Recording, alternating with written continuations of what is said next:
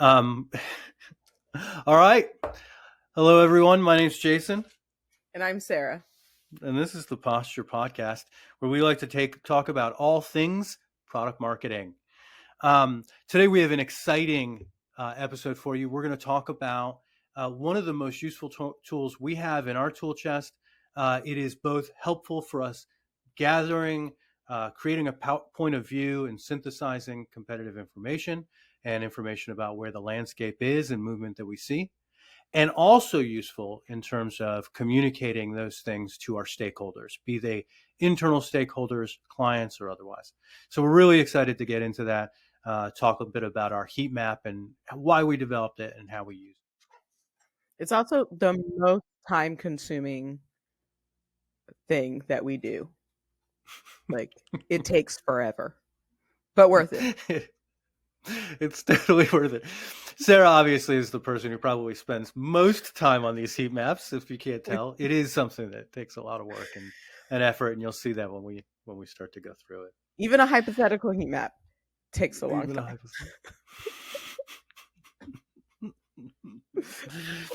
Which is not something we often do, but sometimes we like to compete with the major, AI models and just come up with stuff full cloth. Just hallucinate the entire heat map. Yep. Yeah, so that's what we did for you guys. Show you how it works. We hallucinated an entire heat map, a whole industry, as it turns out. So don't invest on the basis of the things that you hear today. No, please, no. All right. First, though, we have make it make sense. Make it make sense. So as I've been going through our inbox, I have found a question that I feel really relates to what we're talking about. And someone sends to us, I'm putting together some competitive information for both sales and business stakeholders. Is it worth giving business stakeholders their own materials? Should I include anything different on the battle cards, etc.? Ooh, I like that. Someone who's thoughtful about their ecosystem of stakeholders, if you will.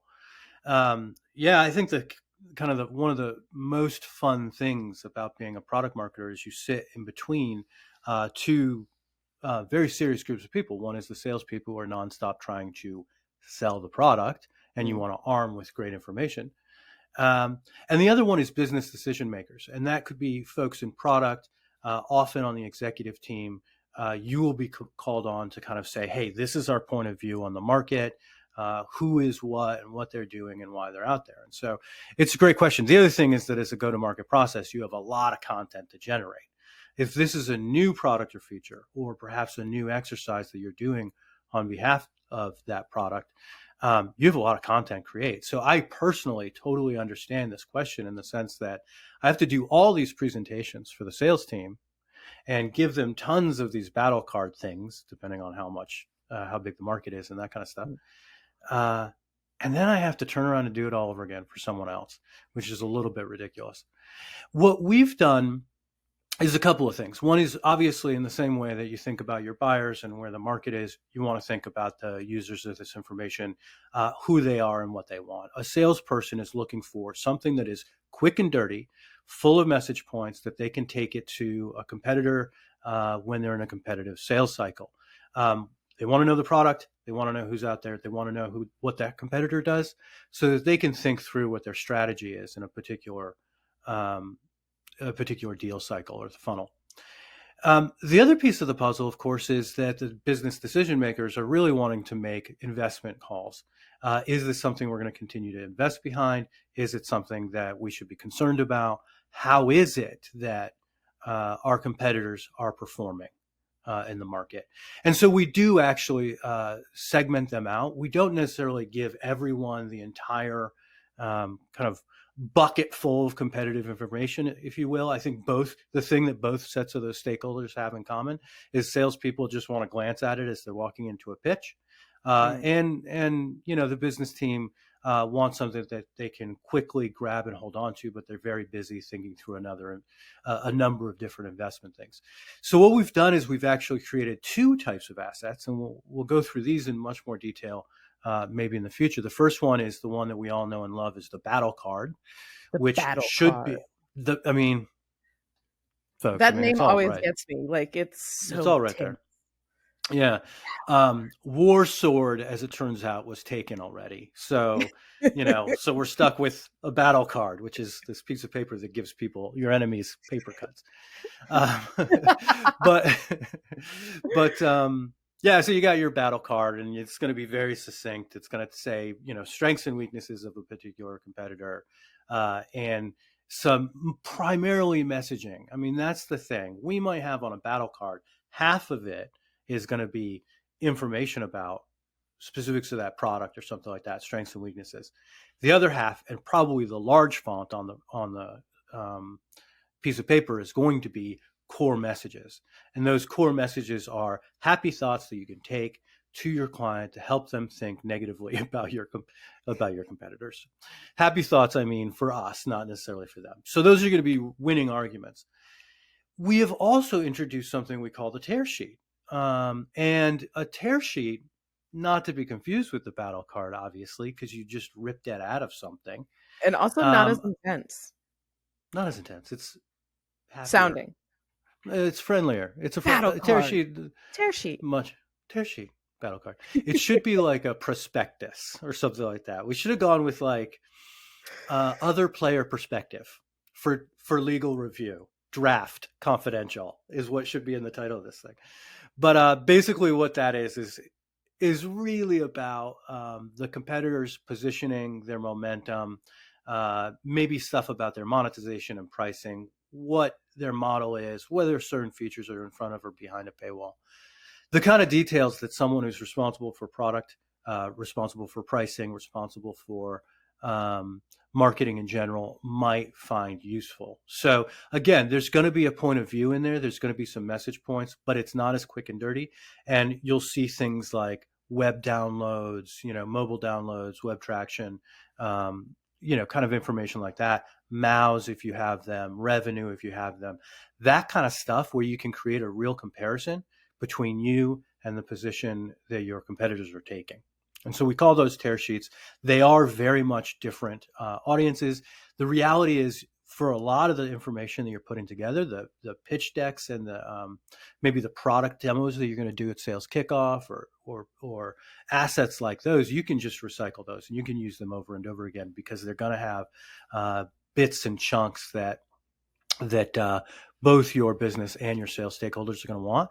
But the Yeah. reality is, when it comes to those kinds of assets, the quick and dirty comparison ones, you just got to remember the salespeople wants to be moving that sale along, and you need to arm them for battle with a battle card full of messaging that will obliterate their enemies. And the tear sheet is softer, gentler, and more investment focused. So that's what I would say. Yes, and but. Yes, you can use the same assets across the board, generally speaking, but when you're giving some kind of smaller assets like that, where it's a quick and easy, help them make decisions quickly kind of a thing, you want to make sure it's very tailored for your audience. And we do that with battle cards and tear sheets. Yeah. Sarah, what do you think about that? Which do you like better? Do you like the tear sheet or the battle card? Which makes you warmer and fuzzier? Well, I obviously like creating the battle cards better because that I feel, I don't know, it motivates me more just that it's a battle card. So I'm like, yeah, let's get it. The Let's tear get it. sheet, I'm like, okay, facts, Facts. statistics and numbers. But Yeah. like battle card, it's like, here's your armor. Now go to That's war right. and win. Yeah.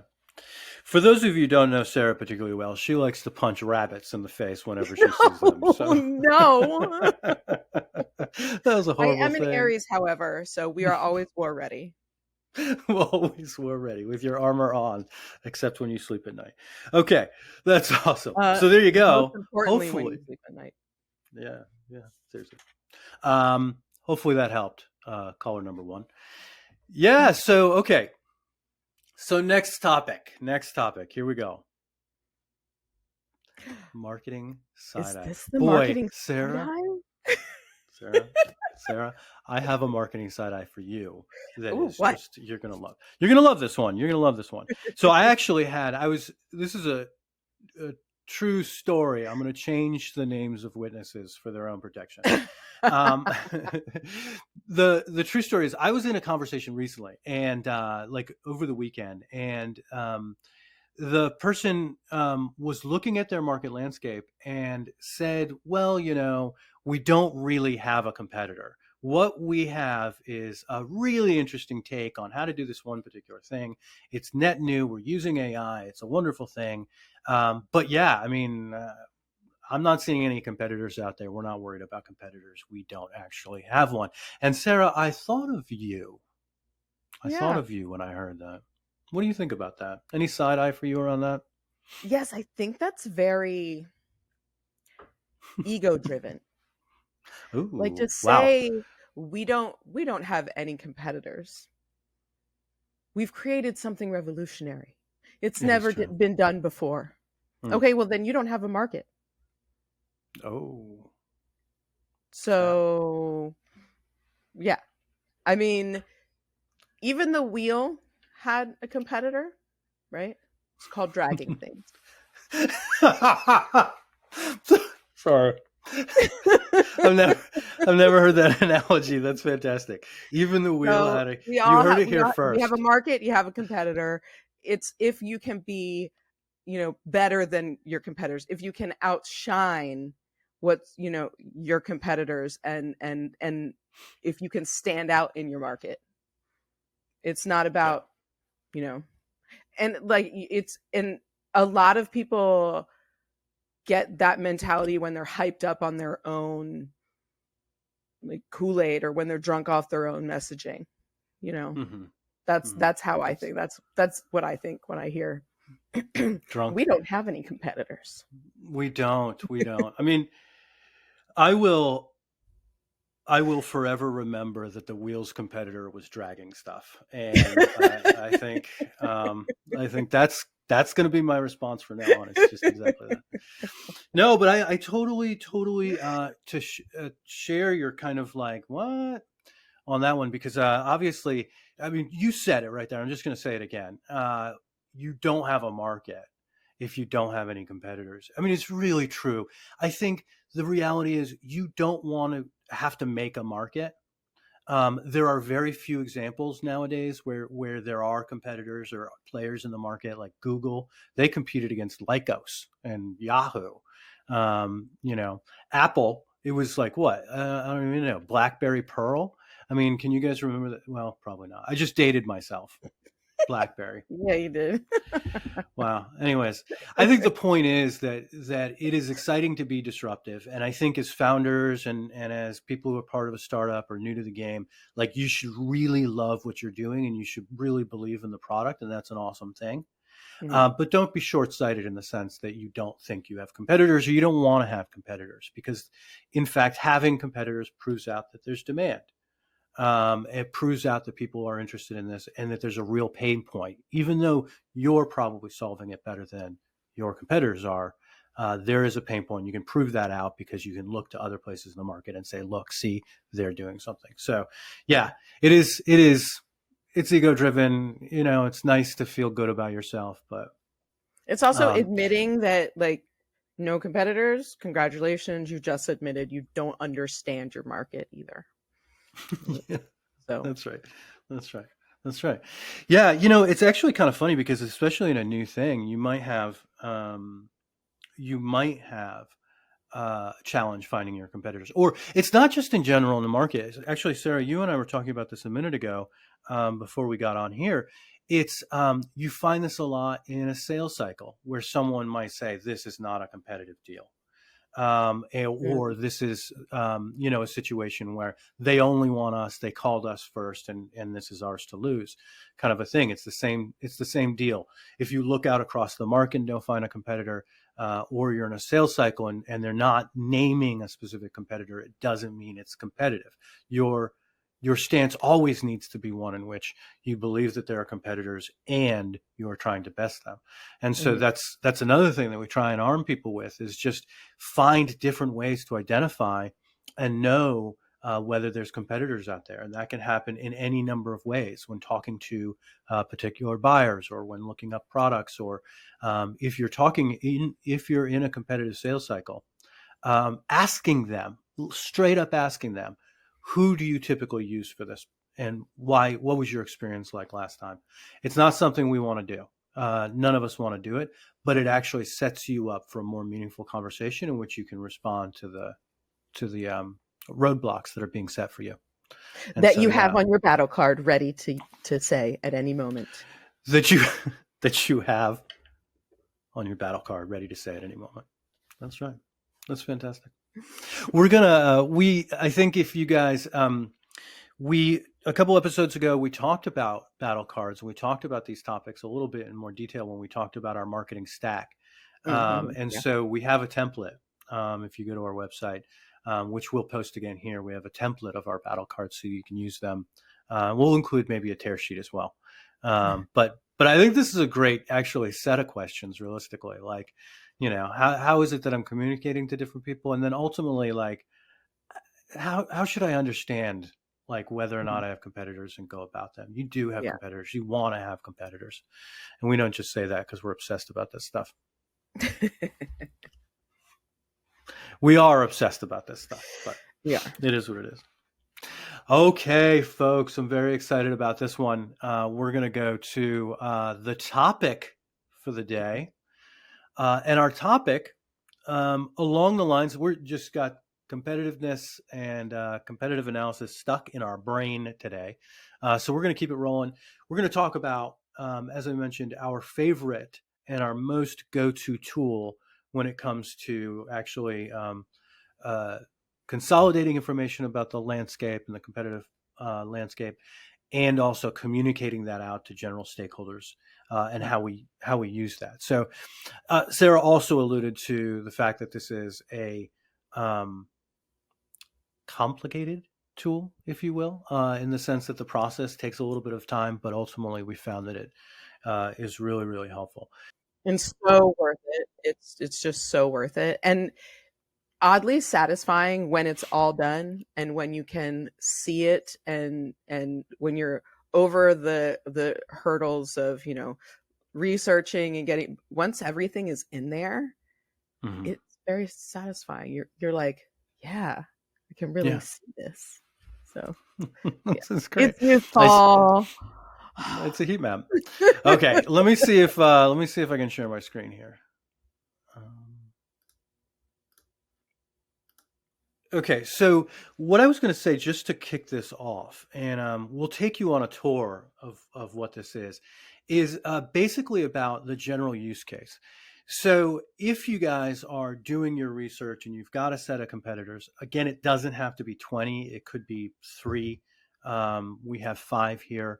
If you Or have a set of 75. competitors, or 75 competitors, doesn't have to be 75. No. Um, but if you're tracking those, what's useful first of all about this is that it is a place where we kind of gather snippets and really link out to sources that we're using in the future around the competitive set. The second thing it is a way in which we can score ourselves against those competitors and say, in really honest terms, this is what they're doing well and this is what we're doing well. And it's a way in which you can get together with your stakeholders and sit down and have strategic decisions about the roadmap, about positioning, about buyers' needs, and how well we meet them versus another player.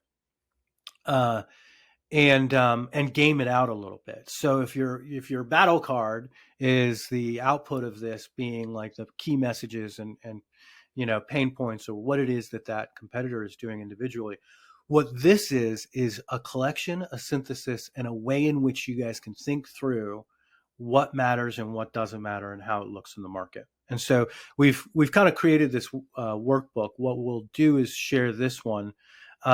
Sarah went to the effort of actually creating this, and it's for those of you who are in the audio mix master AI powered audio cleanup and mastering tool business. These are Podcasting. not your these are not your competitors.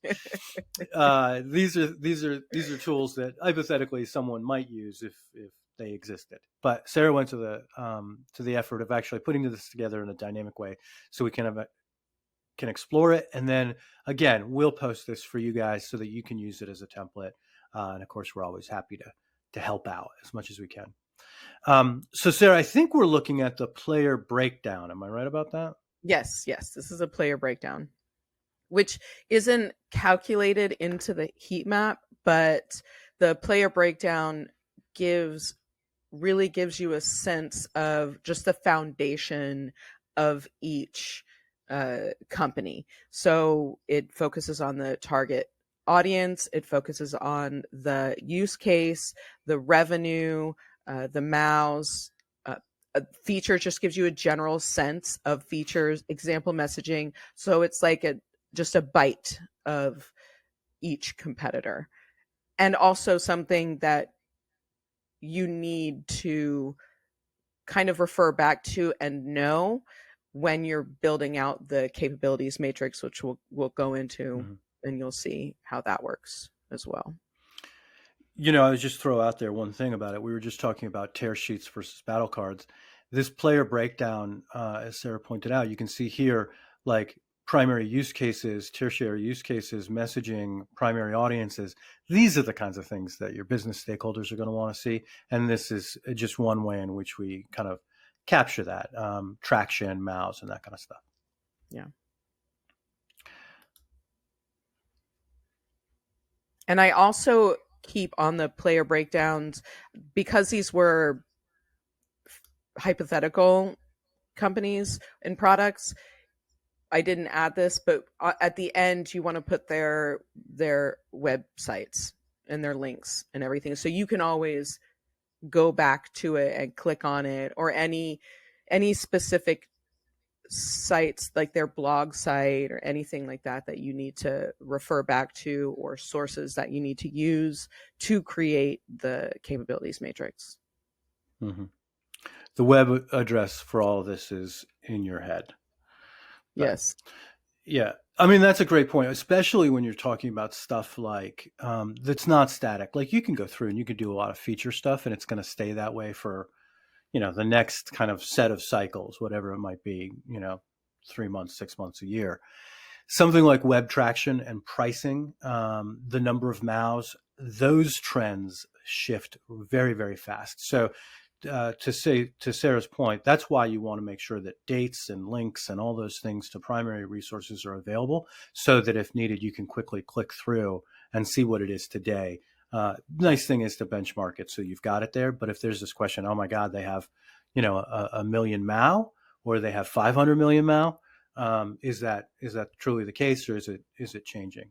And you can go through and you can find out what the most updated number is. Yeah. Or at least note when this number was the case, like August of 2020, they had 500 million MAUs. So now they're, a bunch of billionaires. Next. Next, yeah.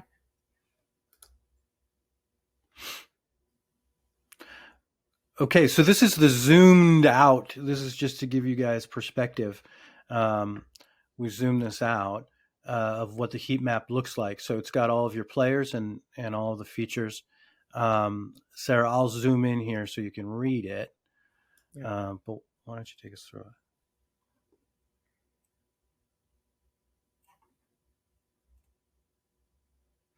So here we have the capabilities you have, which are all the features that are listed in the player breakdown. And those capabilities have been segmented into categories, and then they're labeled with strategic themes that Jason will go into further in the next page.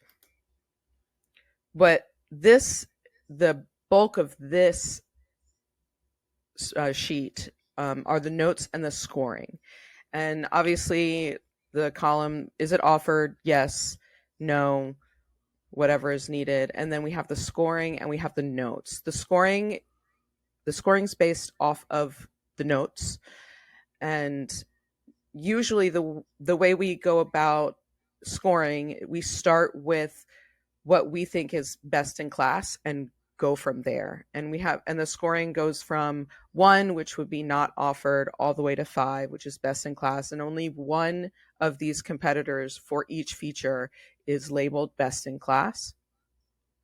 And then we have 4, which would be strong, 3, excellent or good, 2 would be parity. Everybody has it.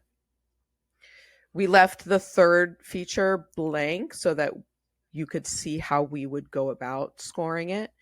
And these notes are gathered from user reviews. They're gathered from source material from the actual website, the competitor's website, their blog. It's a breakdown of and detail about that specific feature and how they offer it and how much of it they offer. Do you want to start with the scoring?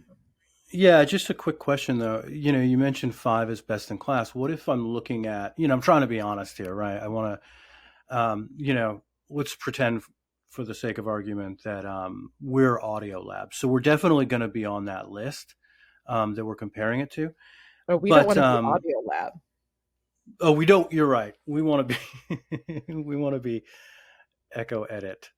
I said Audio Lab because I was worried about the smart device sitting next to me getting called Oh, out. So then we could be Sony or Mixmaster.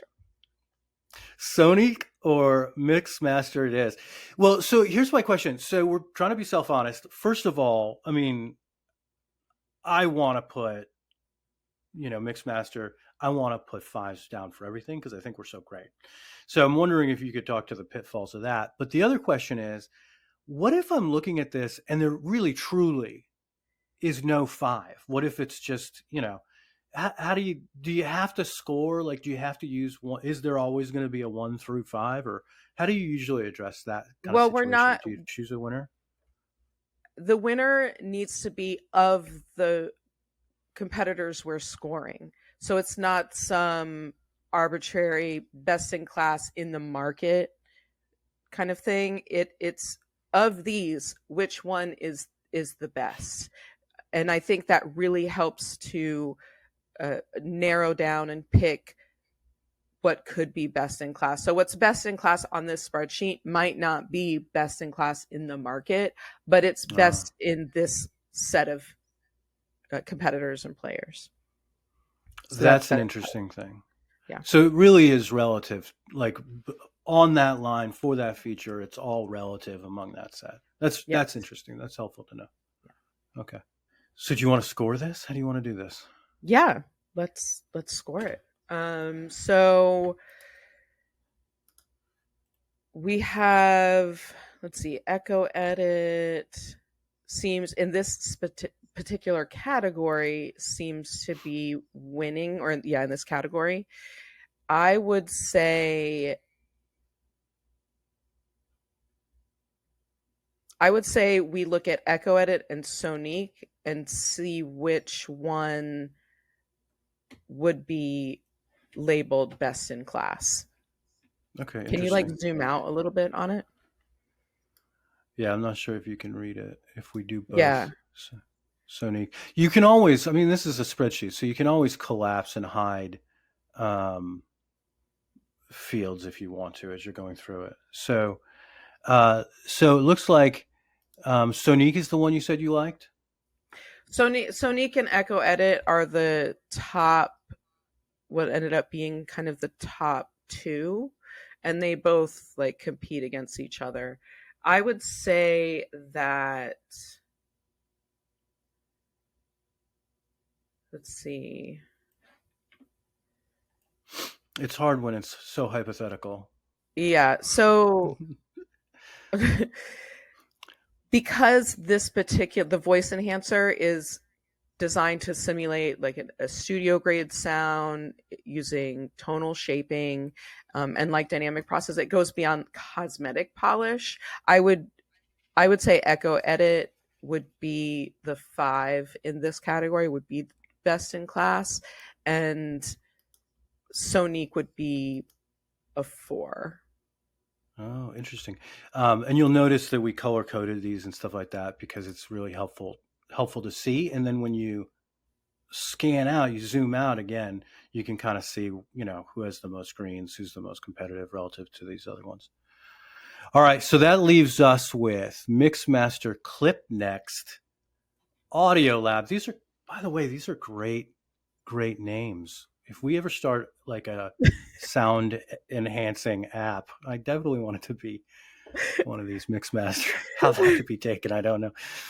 All Thank right. you, ChatGPT. Geez. Never give credit where credit is not due. Um, all right. So Clip Next, Mixmaster and Audio Lab. What are you thinking on these three? Well, Mixmaster is optimized for mobile workflows, Mm-hmm. and I think that's important. It applies brightness and polish to make the phone recording sound professional, focused more on sound cleaning than deep tone sculpting. There's not much user control, but smart defaults make it creator friendly. I feel like that's important too. I would either score this as a 4 or a 3. Okay. So Okay. let's go with 4 now and see how ClipNest and Audio Lab go from there. Yeah, that sounds good. Audio Lab. If present, enhancement would be minimal and oriented towards improving intelligibility for spoken content. If present. Oh, So you I mean don't if think someone's this is, speaking? yeah, I don't think this is creator facing enhancement, um, Mm-hmm. or emphasis on tone richness. I think it's more like sound quality for listeners kind of thing. So I would it doesn't really match the true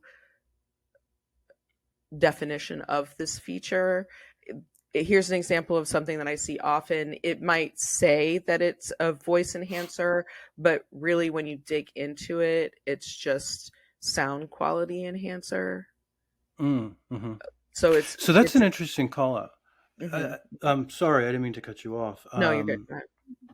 Yeah, no, I think that's an interesting call out because it's like, okay, they do have some technical capabilities on the back end. That's not what this feature is. This Right. feature is, to your point, something that's creator focused. So we want the creators to know that they're able to enhance their video or make choices or enhance their audio or make choices around that, right?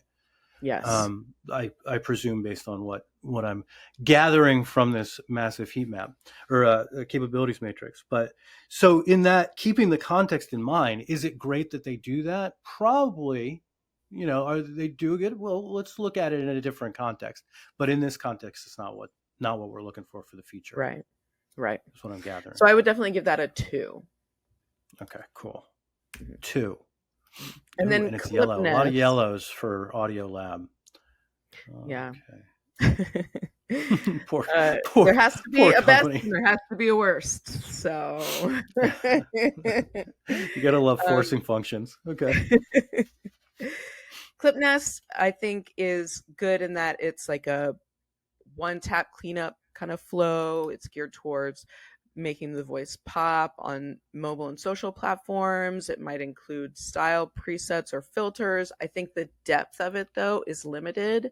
And I don't think it's as uh, um, professional or detailed as maybe Mixmaster. So I would keep Mixmaster as a 4 and maybe put ClipNest as a 3. Okay. Make Mixmaster a 4. Oh, okay. Is that right? It's 4? Yeah, so Mixmaster 4, ClipNest a 3, Sonica 4. I mean that what do you think? Do you think ClipNest or and Mixmaster should both be 3 and Sonique be 4? I guess the question is how easily can we say that these two are at parity? Um, are they basically the same? I mean, not like obviously they have different implementations probably that are significantly different, but is the capability the same? Because if so, then I would like the reality is the normal should probably be 3 if you're talking about something that's a basic feature like Mhm. that everyone in the market has. Otherwise, it should be a 4 or a 2 if it's something that is not the The case. Mixmaster, I feel like it might be slightly above Clipnest only because it allows for a mobile recording to sound more Mm-hmm. professional. The Clipnest just might be just a step above the Audio Lab. Uh, Yeah, yeah, I think there should be a difference. yeah. Okay, that's awesome. So if we zoom out, then you can see a couple of things. One is that, um, first of all, walking through this, I think is helpful. This is obviously a great amount of detail that, um, until you're looking at your own competitors, your own, market and stuff like that, it may not truly resonate. We're just kind of going through the exercises to show you how it works. But I would say, Sarah, I don't know how much you agree with the statement, but to a large degree, I would say that it's important. We've got that scale of 1 to 5. It's Hmm. important that at the feature level, feature by feature, you decide what does a 5 look like and what does a 1 look like.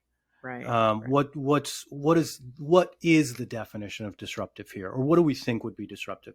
Because otherwise, if you use a very standard, 1 to 5 scale and it's the same all the way down, it's going to get really, really difficult. And if you think this kind of like, us kind of mulling it over 3 versus 4, that's Hmm. aided by the fact that we have a concept of what a 5 is and what a 1 is. Right. Yes. Otherwise, this exercise can be a nightmare if you Mhm. don't do it at the feature and define what those numbers mean specific to that feature. Which I think is very interesting because, especially at posture, we end up becoming experts in our client's field and Mm-hmm. market. It may be familiar to us, but we end up knowing a lot about the technology, about the actual market, the real granular details Mm-hmm. about that profession. And I I think that's very interesting, and we have to in order to be Mm-hmm. able to score something like this Yeah. accurately. Yeah. Yeah, I think that's right. And as we said in the first podcast when we were talking about this, um, this is something that evolves over time. So as you learn more information, you can go in here. Or if there's a new feature on the market, we've had situations where we have, a client or a product team we're working with for several years. And over the course of those several years, you have to track the updates and the new feature releases and stuff like that. So you Yes. add them in here, and then maybe ClipNext does come out to improve their audio enhancement and becomes best in class in the way that they've done it over Sonic. Who Hmm. knows? We kind of Hmm. have to watch that. Cool, and obviously, as you zoom out, you can quickly see the colors of who's doing best and who's doing worst. We got a couple of ones in there, but not too many. Um, And you all can right, really cool. see the categories that each company is focusing on, and that what affects that are a lot of things, like when they launched, what who their target audience is, what their primary use case would be. Their Echo edits use case is not distribution and publishing, it's actual editing of the audio, whereas something like, I think it was Sonic or Mixmaster might have a better grasp on the distribution and publishing of the podcast. So Mhm. you get to have a good view of that as well. Yeah, yeah, yeah. That's amazing. And if you're in the audio enhancement business, please do not be taking notes on what we say about these competitors. They're not real. But if you do get a download the template, you know, delete all the notes stuff, delete the stuff that's in the capabilities, add your stuff in there, and then.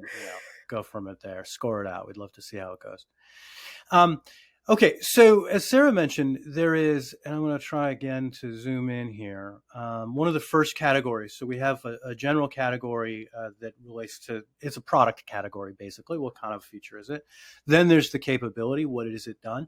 And the capability, it's important not to just say like technical feature, because maybe customer support is a capability that you want to put in there. Or, if we're talking about something like a Squarespace, dropship, things that are not necessarily technological as much as they are a service, those things should go in there as well. An e-learning company, the quality of their teachers, that they're native English speakers or something ridiculous like that. Not ridiculous, don't get me wrong, but something like that.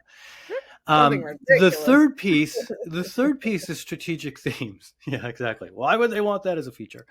The third piece is strategic themes, and this is something we retrofit. So we did this exercise somewhere else, which I'll show you, and then we tagged each of these features or each of the capabilities. See, I fell short on my own scolding. We tagged each capability with a strategic theme, and let me show you what we're talking about in terms of strategic themes. This is, in comparison to the capabilities matrix, much easier. And you'll see a couple of things. First of all, the theme, and the second one is the weight. That's it. So this is where we do our research around what the market has to offer and what's going on there. And it's not just about, okay, this is where competitors are going.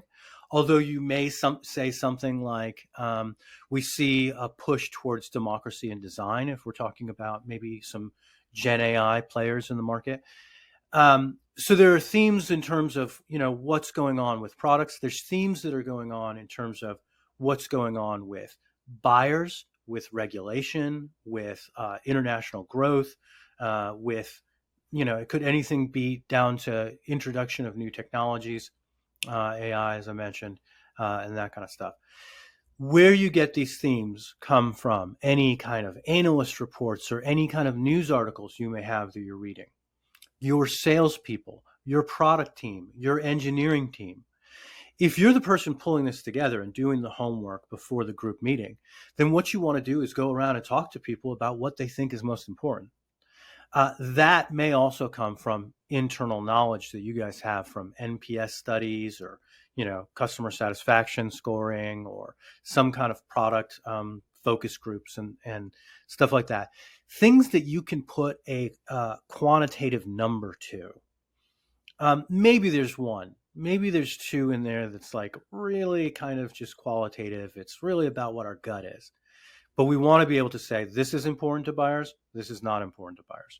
So that's where some of these themes come out. So we took a look at our hypothetical product and our hypothetical model and hypothetical market, and we came up with some hypothetical themes: AI-centric utility, creator accessibility, quality, and efficacy.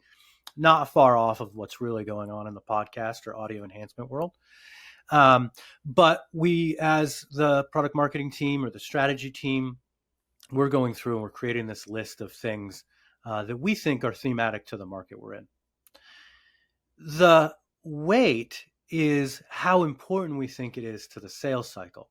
So this is where it's really important to have sales weigh in on the entire experience, and perhaps, again, have that quantitative, buyer needs analysis stuff you did or segmentation study. So it's really, really simple. 5 is a core purchasing driver. So it's absolutely the reason that someone is going to buy a product like this today. It could be because it does AI audio enhancement. And 0 would be not a driver. It's not a consideration. And this is where you get into situations where it's troublesome because we think it's the greatest thing and buyers don't care about it. Yeah.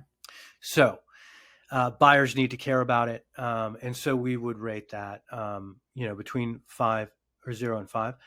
The other thing is Sarah kind of noted when she put together the capabilities matrix and we just did that scoring is relative. So, Sonique and Mixmaster, you're comparing them to each other.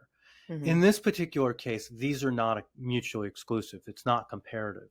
So, AI-centric utility could get a 5 speed and efficacy could get a 5, speed to publish could get a 5, if we really think those are like top purchasing drivers for our buyers. So where this becomes important is that this is the thing that you can do to get your stakeholders together and really think through the strategy, whether it relates to messaging or whether it relates to roadmap investments and that kind of stuff. Think through your strategy and what the levers are. So, for example, if we really believe that AI-centric utility is a 4 and the most important theme in the market, then as a group, what we need to sit here and say is, how are we doing with that theme and what are the levers that we can take to improve it? So again, this list, these themes are things that we now go back and we tag the capabilities matrix and we stick them on there. So creator accessibility is for audio leveling or something like that. And we run through these and we tag each capability with one of those strategic themes. So as a group, we just weighed this. Now is the fun part for me around the heat map, and that is the visual that we've created, which is literally a heat map. And so this is a synthesis of the capabilities matrix and the scoring, that relative scoring we did for each of the competitors, and the themes that we just weighted. And so again, you can see the strategic themes, and then you can see how each of these competitors are doing against those themes. Now, we did it, white being they are the worst, because that's good for us, or red, they are the best, which is bad for us. This is a useful tool because it's dynamic. And every time you change that capabilities matrix or you change the strategic theme, it changes the color makeup. So if I go back to strategic themes, for example, I'm going to make that UI-centric utility a 5, and I'm going to make minimal learning curve a 5, and I'm going to make quality and efficacy a 3. We come back to the heat map, and it now looks different. And we can see, well, okay, if this reflects what's going on in the marketplace, then we know who the major competitors are and how they're doing. And as you know, some AI-centric utility people are going to be different than maybe streamline UX over tech depth people. Whatever either one of those means, it doesn't matter. It's hypothetical. But the point is that we can see what's going on there.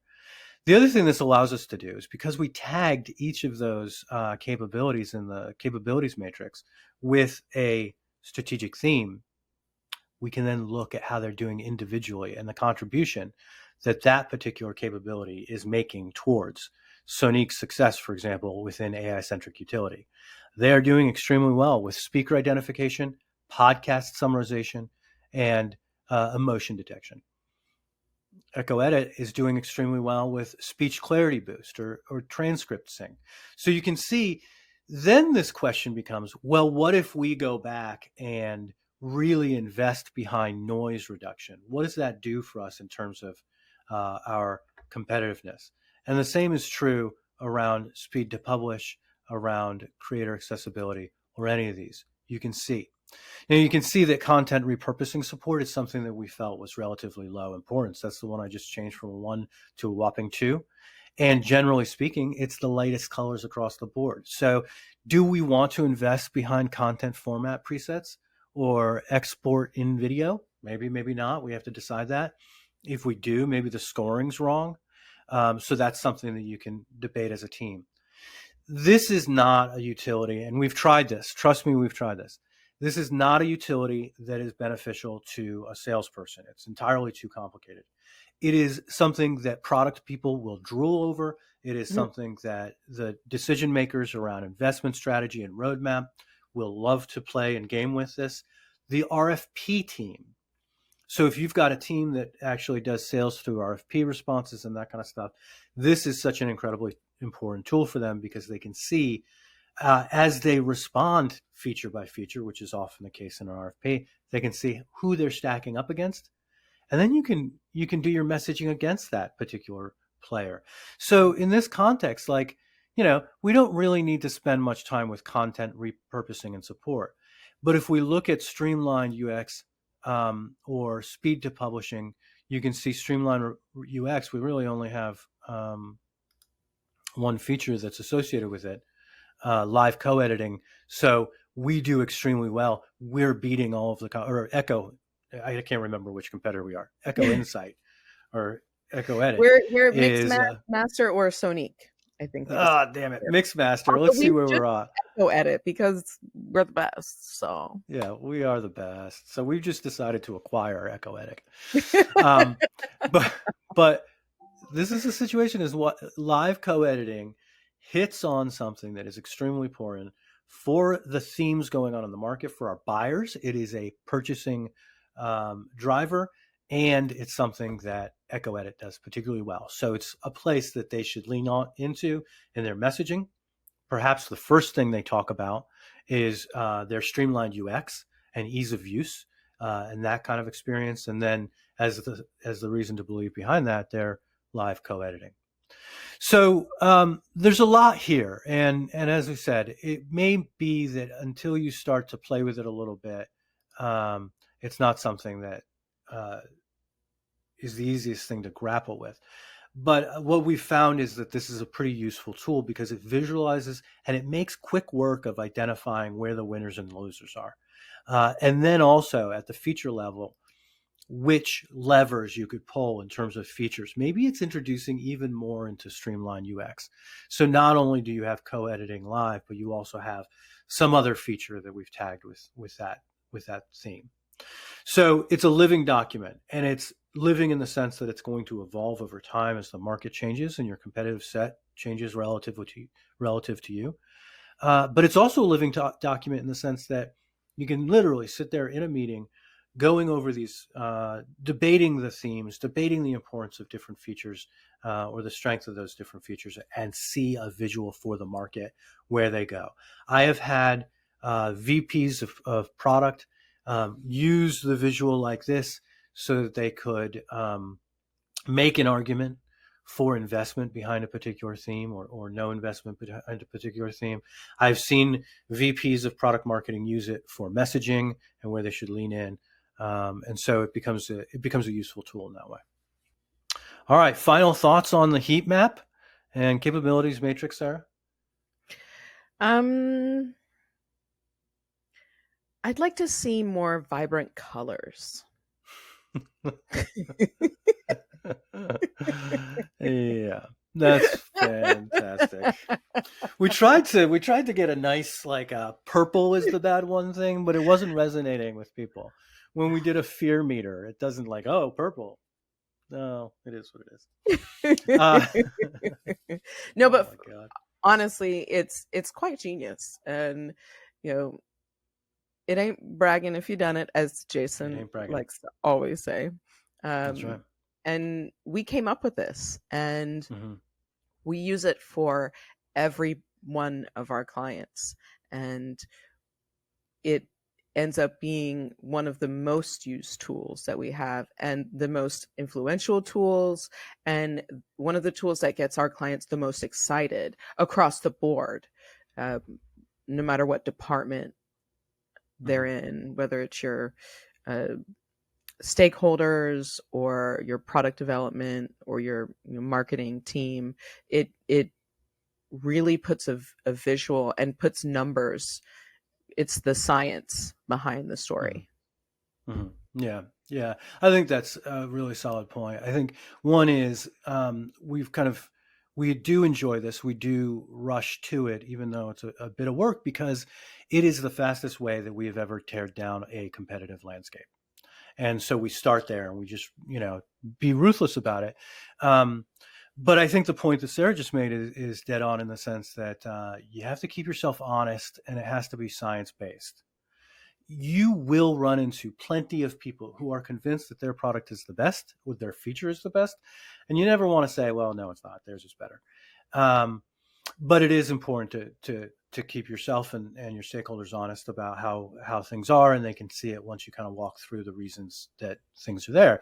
You can say, look, this is the feature that you love is just now new onto the market. It's an MVP. So therefore, this other player who has much more maturity around this particular set of themes or around this particular set of features they're going to they're naturally going to be more mature and have a better offering. And so these are the things that we think we need to do and have a really targeted conversation. So yeah, this is not the storytelling. This is the science.